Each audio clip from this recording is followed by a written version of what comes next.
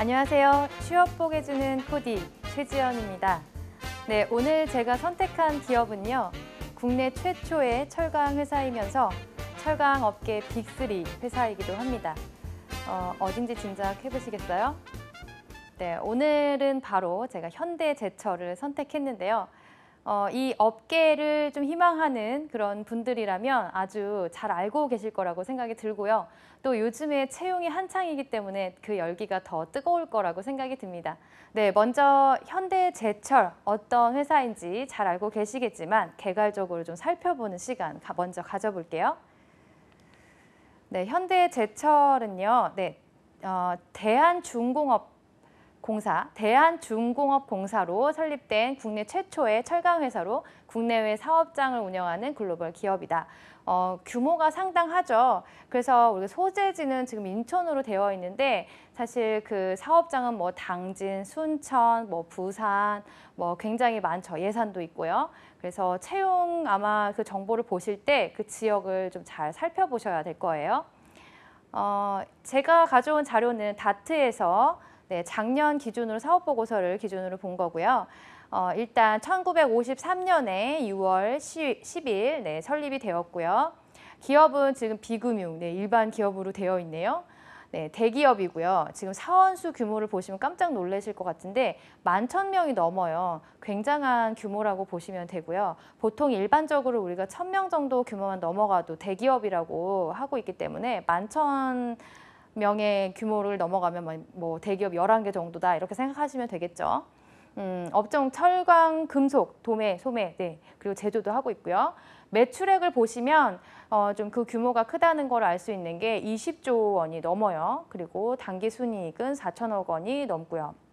사업 내용을 보면 고로, 전기로, 그다음에 특수강, 자동차 부품 제조로 되어 있는데 최근에 사업이 자동차 부문, 또 수소차 이 부분도 좀 확장하고 있다라고 이제 말씀을 하셨기 때문에 조금 이제 특수강, 전기로 고로 사업도 안정화되어 있지만 조금 더 사업 분야를 넓혀가고 있다라고 보시면 되고요.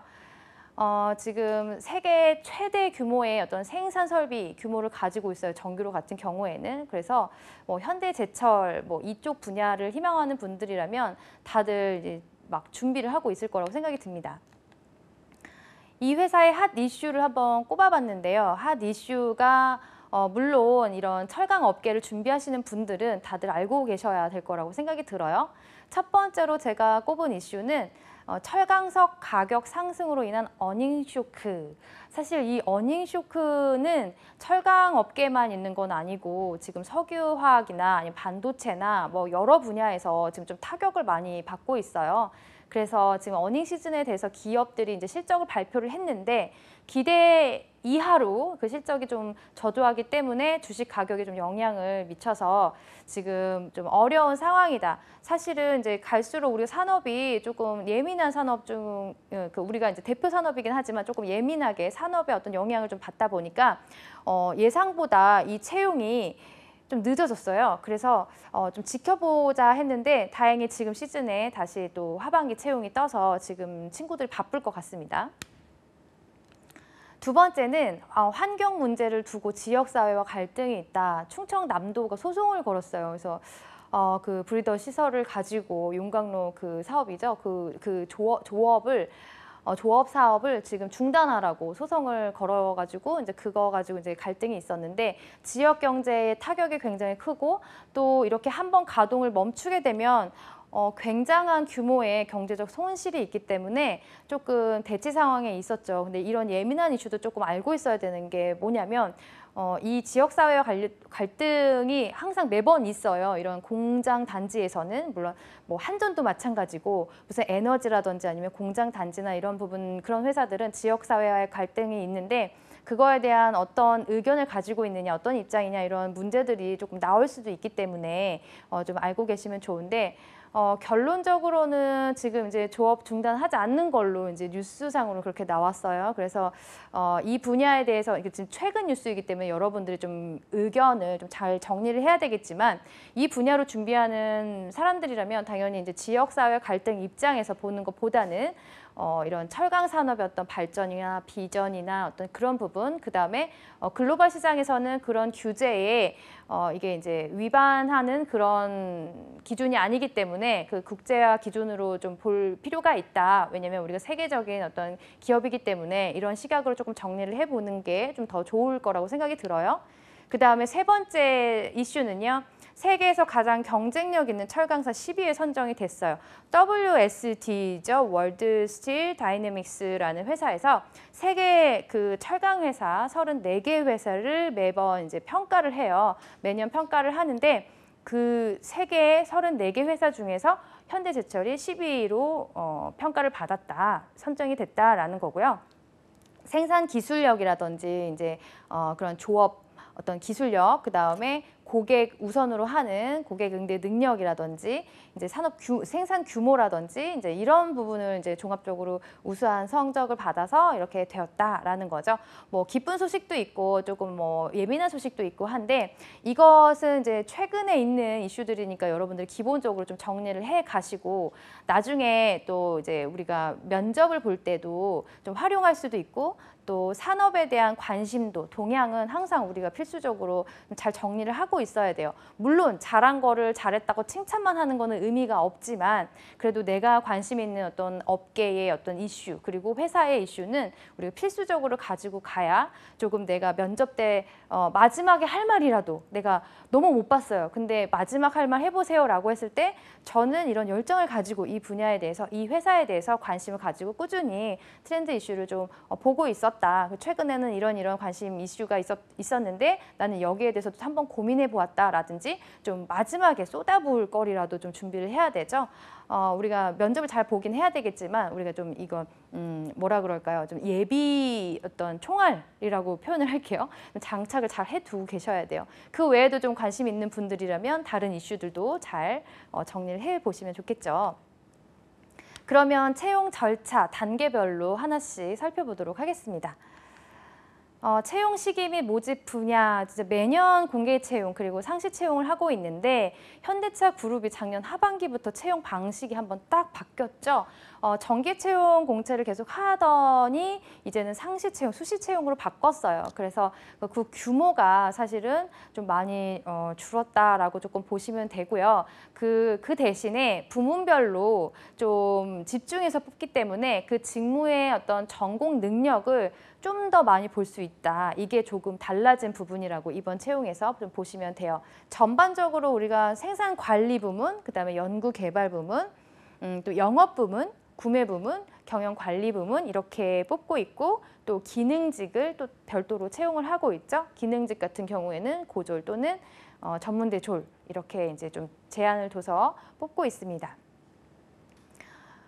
그러면 이 부문별로 우리가 채용을 하고 있는데 지금 채용하고 있는 거 기준으로 좀 보면요. 2019년 하반기 지금 기다리던 채용이 딱 떴어요. 공통적으로 우리가 지원 자격 보셔야 될 거 국내외 대학교 4년제 졸업자 및 졸업 예정자, 지금 이제 일반직 기준으로 제가 설명을 드리고 있습니다. 병역필 또는 면제자로 해외여행의 결격 사유가 없어야 되고 어학 점수는 필수예요, 이 회사는. 그래서 지금 나열된, 지금 소개된 정보, 저 공인 어학 점수 어떤 거를 봐도 되지만 그 중에서 이제 공인 성적이 있어야 된다. 성적표 제출해야 돼요. 그다음에 우대사항은 국가보훈자, 그리고 외국어 능통자, 그리고 오피스 활용 능력이 좋은 분들은 또 우대를 하고 있다, 가점을 받을 수 있다라는 거고요. 채용 프로세스로 넘어가서요. 이제 4단계로 보면 먼저 서류에서 온라인으로 이제 별도의 채용 사이트를 가지고 있죠. 현대제철 같은 경우에는. 그래서 온라인으로 지원을 하시면 되고요. 뭐 블라인드 채용 아닙니다.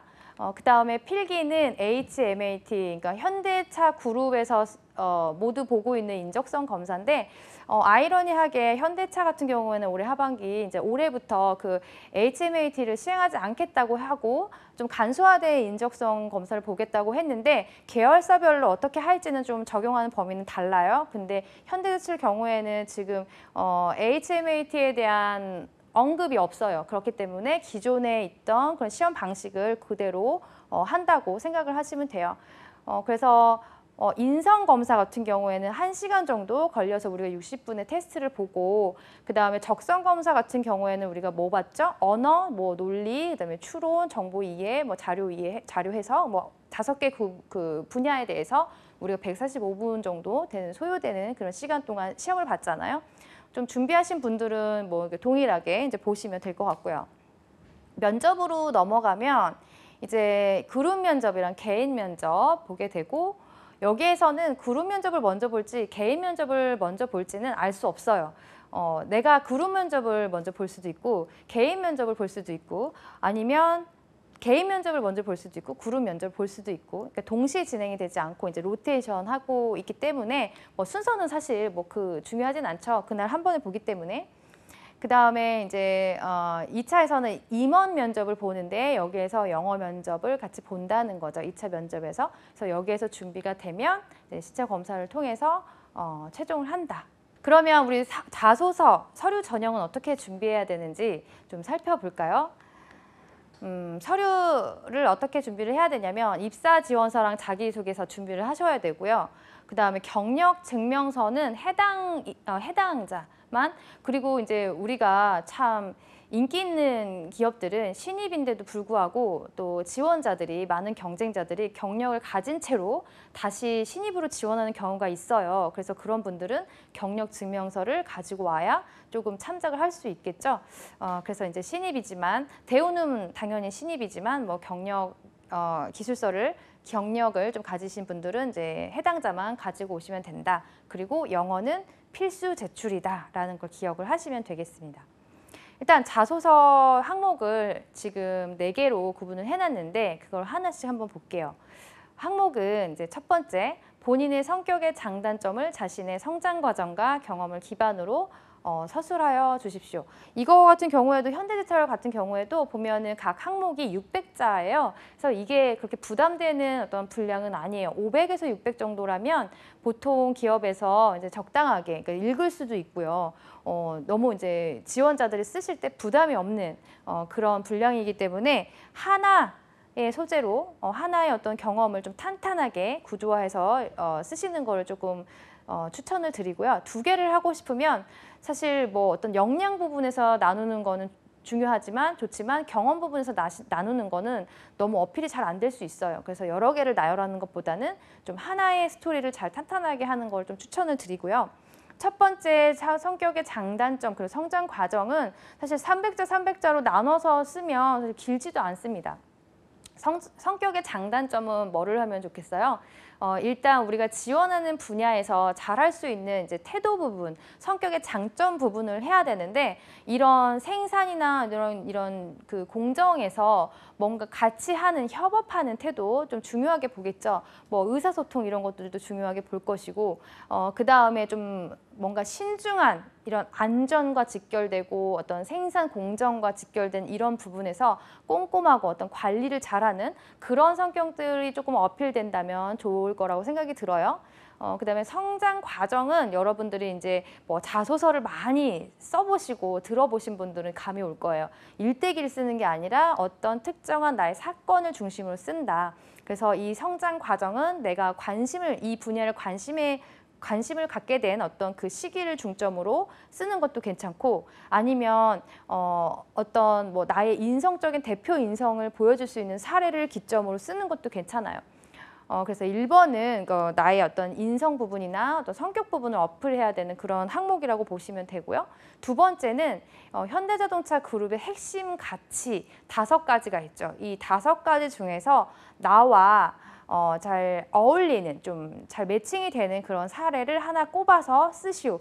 이거는 좀 잘 보셔야 되는데 핵심 가치가 지금 고객 최우선, 도전적 실행, 그 다음에 소통과 협력, 그 다음에 인재 존중, 글로벌 지향 이렇게 있는데 이걸 쓰시기 전에 일단 홈페이지를 들어가서 핵심 가치의 해석을 잘 보셔야 돼요. 간혹 실수하시는 게 뭐냐면 인재상이나 핵심 가치를 이 키워드, 중요한 키워드만 딱 보고 내 나름대로 임의대로 해석을 했을 때 문제가 생겨요. 왜냐하면 이 키워드는 회사에서 정의한 내용은 이게 아닌데 우리 지원자들이 그냥 그 키워드를 짐작해서 해석할 수 있거든요. 그래서 첫 번째 고객 최우선이라고 하는 것은 이제 고객을 감동, 그다음에 뭐 가장 최우선을 한다. 그래서 이거는 꼭 여러분들이 뭐 직무 관련 경험이 없더라도 아르바이트 경험 뭐 이런 것들을 잘 관련된 거 꼽을 수도 있고요. 두 번째 같은 경우는 도전적 실행인데 이 지금 도전은 항상 하는 건 도전이라고 하지 않죠, 우리가. 그래서 조금 더 높은 목표를 가지고 선택해서 하는 경험을 도전이라고 하고요. 여기에서 설명된 바로 의하면 뭐 열정 그리고 뭐예요? 창의적인 사고를 한다는 거예요. 그 내용이 해당되는 경험을 가져와야지 도전 하나만 가지고 가져와서는 좀 의미 전달이 잘 안 될 수 있다라는 거. 그다음에 이제 소통과 협력 같은 경우에도 마찬가지예요. 우리라는 게 키워드죠. 지금 우리가 같이 소통되는 거기 때문에 이 회사 자체가 팀워크를 되게 강조하는 회사예요. 그래서 소통을 해도 내가 혼자 발표를 잘하고 내 의사를 잘 전달하고 설득을 잘하고 그게 전부가 아니라는 거예요. 그래서 의사소통 분야가 여러 가지 파트가 있잖아요. 그 부분에서 내가 어필할 수 있는, 우리의 가치를 어필할 수 있는 경험을 잘 전달을 해야 되겠죠. 개인적으로 인재 존중은 좀 쓰기가 어려워요. 제가 판단했을 때. 왜냐하면 인재 존중은 회사 입장에서 기술해 놓은 가치예요. 그래서 우리가 이 인재를 키우기 위해서 자기 개발을 지원하고 이렇게 하겠다, 사람들 존중하겠다라는 이 가치인데 간혹 보면 이 인재 존중의 가치가 내가 추구하는 가치와 맞아서 지원했다라고 하는 분들이 계시는데 이렇게 되면 내 경험을 어필할 수가 없어요. 나도 똑같이 인재를 지원을 한 적이 있거나 아니면 내가 끊임없이 자기 개발해서 인재가 되려고 성장하는데 그것과 맞다. 뭐 이런 내용이 전혀 아니라면 사실 풀기가 어려운 경험이에요. 회사 입장에서 좀 쓴 가치이기 때문에 그래서 좀 생각해보고 꼽으셔야 되고요.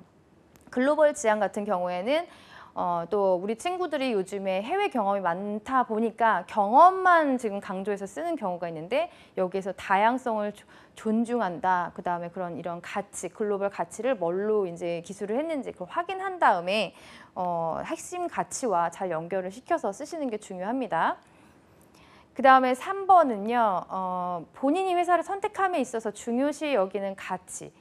그리고 현대제철이 왜 그 가치에 부합하는지. 이 3번이 참 어려워요. 이 3번의 어떤 경영 철학이라든가 이 기관의 경영 방식이라나 경영 방식이거나 혹은 경영 어떤 가치나 사업 분야와 이런 부분들이 잘 맞아야지 내가 연결을 할 수 있지. 그렇지 않으면 이 가치는 추상적이기 때문에 참 풀기가 어려워요. 이 가치에 대한 질문을 인성 질문에도 받을 수 있어요. 그래서 현대제철 사실 우리가 너무 현실적인 선택 기준은 빼야 돼요. 돈을 많이 줘서, 복지가 너무 훌륭해서, 안정적이어서 이런 것들을 다 빼고 그런 조건이 동일하다고 했을 때 내가 왜 현대제철에 선택을 해서 가야 되는가라는 그런 근본적인 거를 찾아야 된다는 거죠. 우리가 외부 동기 말고, 외부 동기는 뭐 내가 많이 벌고 싶어서 사람들이 큰 회사 가는 거 나 거기 다니고 싶어서 이런 거잖아요. 그래서 외적인 동기 말고 그런 걸 제외하고 내가 개인적인 어떤 성장을 꿈꾸거나 어떤 그 기업의 가치와 어떤 부분이 일치해서 내가 가야겠다고 생각을 했는지 그 부분을 조금 강조해서 쓰셔야 되고요. 네 번째 가서는 이거는 뭐 모든 기업이 알고 싶어하는 중요한 그 항목이죠. 지원 동기와 내가 왜 이 직무에 적합한지 이유와 근거를 들어서 설명하시오예요. 그러니까 이 부분에서는 내가 이 직무로 지원하기 위해서 그동안 뭐 학교 생활이라든지 아니면 학교 생활이 아니라 뭐 교육을 별도로 받았거나 견학을 갔거나 아니면 다른 대외 활동이나 뭐 여러 가지 일 경험이나 뭐 실습을 간 친구들은 실습도 좋고요. 아니면 인턴을 갔으면 더 좋고요. 뭐 그런 일 경험이 있거나 아니면 없더라도 여러 가지 경험상 내가 이 직무를 잘할 수 있도록 난 준비를 해왔다. 그렇기 때문에 내가 여기에 채용되어야 된다라는 거죠.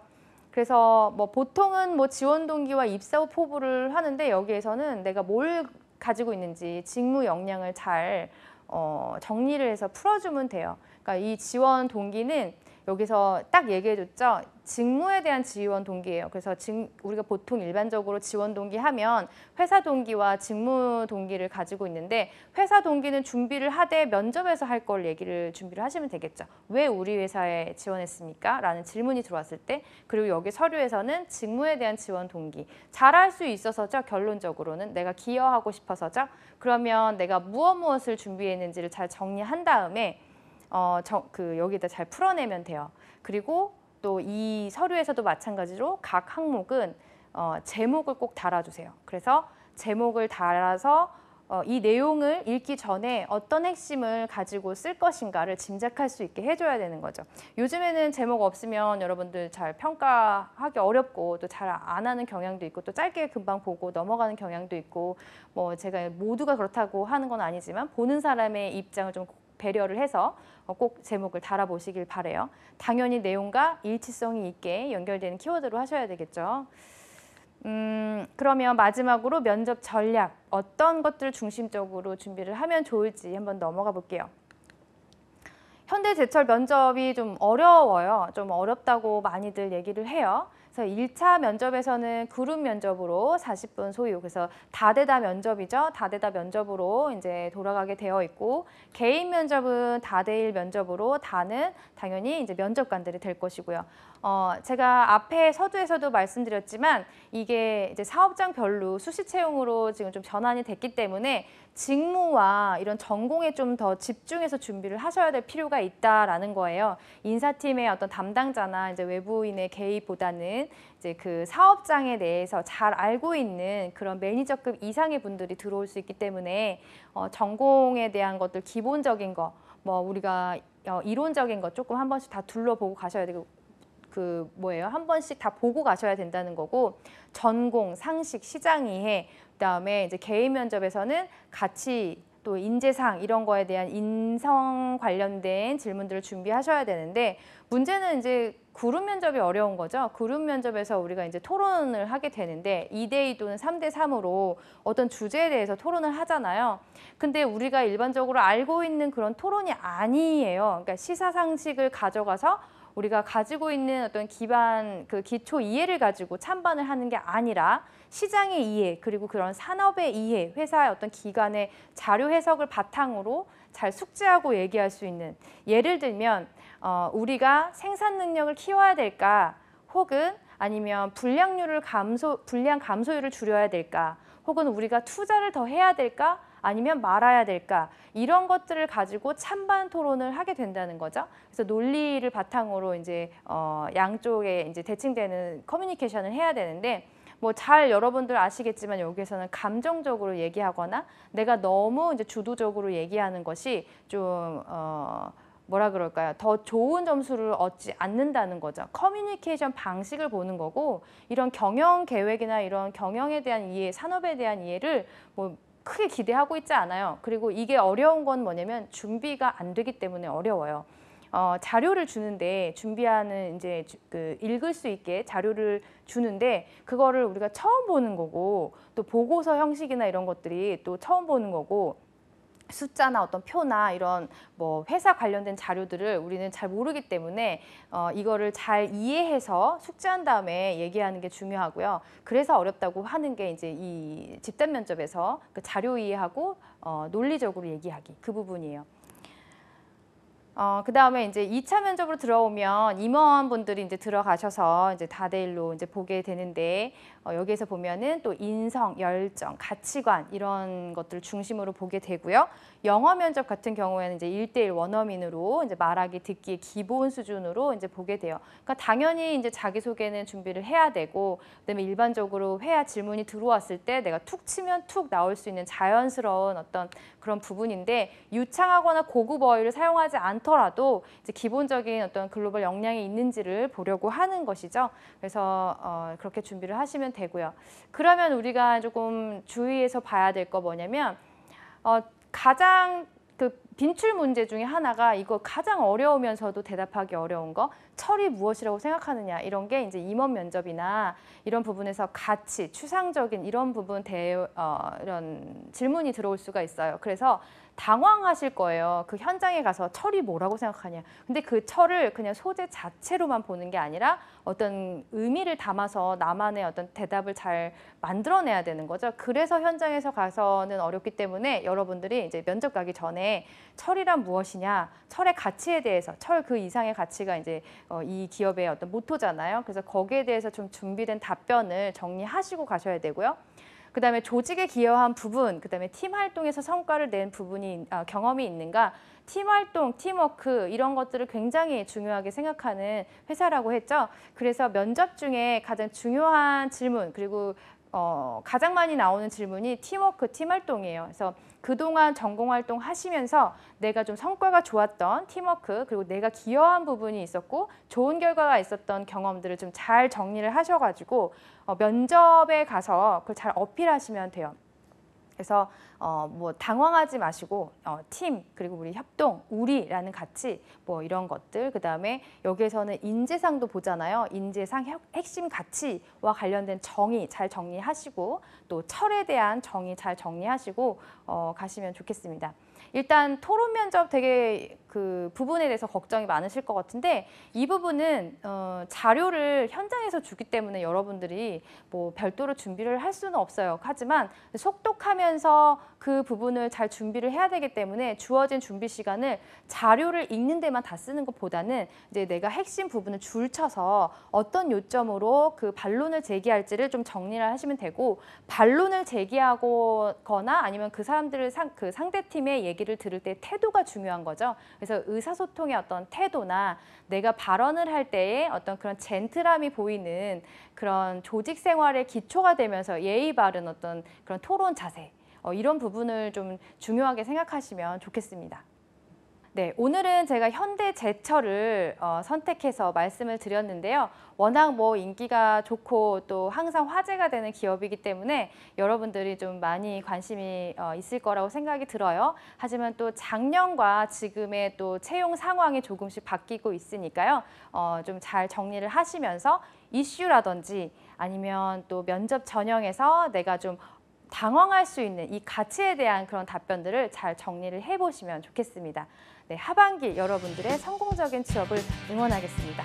시청해주셔서 감사합니다.